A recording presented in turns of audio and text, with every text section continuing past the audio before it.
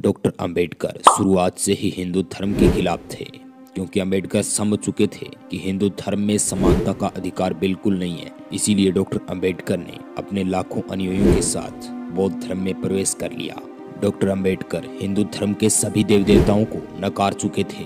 वे हिंदू धर्म के 3 मुख्य देवी देवता कहे जाने वाले ब्रह्मा, विष्णु, महेश को अपनी उस 22 प्रतिज्ञाओं में न मानने का प्रण लिया और फिर 14 अक्टूबर 1956 के दिन अंबेडकर ने बौद्ध धर्म को अपना लिया। अंबेडकर ने कहा कि हिंदू धर्म की जातियों और देवी देवताओं को ब्राह्मणों ने बनाया है। इसीलिए डॉक्टर अंबेडकर ने हिंदू धर्म का एक ग्रंथ जिसका नाम था मनुस्मृति, उसको 25 दिसंबर 1927 को जला दिया था, क्योंकि मनुस्मृति में दलितों के खिलाफ कुछ ऐसी बातें थी जिससे इस हिंदू धर्म के ग्रंथ में एक दलित वर्ग का व्यक्ति किसी जानवर से बदतर समझा जाता था। इसीलिए डॉक्टर अंबेडकर ने मनुस्मृति को जलाया और उसे जड़ से खत्म किया। इस बात से ये तो पता चलता है कि डॉक्टर अंबेडकर जातिवादी मानसिकता और ब्राह्मणवादी सोच के सख्त खिलाफ थे।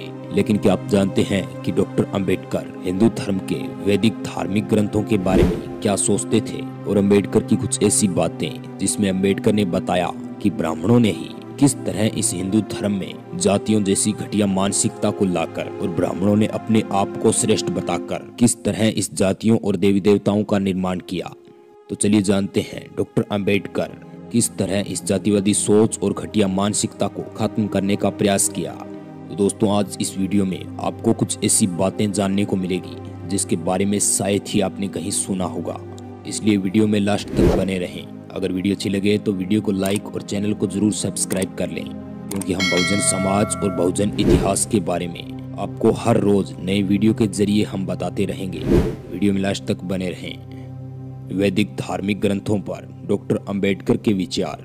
भारतवर्ष की प्राचीन सभ्यता हड़प्पा संस्कृति के निवासी एक देवी माता तथा आवरण शक्ति के एक सरंग युक्त देवता की उपासना किया करते थे। उनके पवित्र पादप एवं पशु थे और उनके धार्मिक जीवन में प्रत्यक्ष रूप से कर्मकांडी अभिषेकों का महत्वपूर्ण स्थान रहा।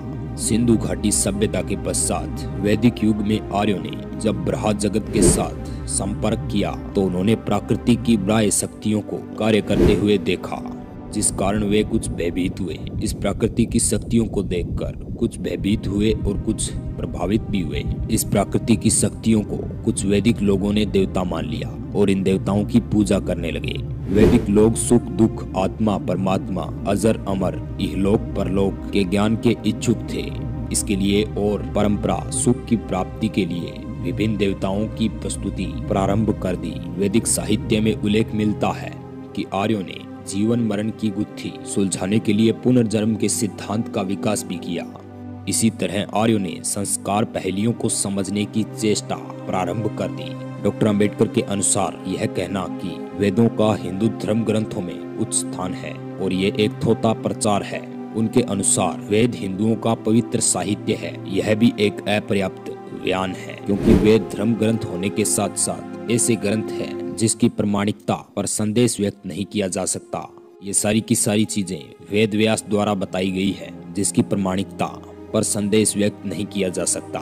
बाबा साहिब के अनुसार जब वैदिक ब्राह्मणों ने वेदों के संशय रहित होने के सिद्धांत को स्थापित करने का मन बनाया तो उन्होंने वेद ग्रंथ को 2 वर्गों में विभाजित कर दिया, श्रुति और अश्रुति। प्रथम विभाजित में उन्होंने 8 अंगों में से केवल संहिता और ब्राह्मण को ही श्रेष्ठ रखा। डॉक्टर अंबेडकर जी के अनुसार उपनिषदों में वेदों के धार्मिक साहित्य से इस कारण अलग किया गया कि उपनिषदों में वेदों की इस शिक्षा का विरोध किया गया हो कि धार्मिक कार्य और बलि ही मोक्ष का एकमात्र साधन है। वेदों की उत्पत्ति कैसे हुई?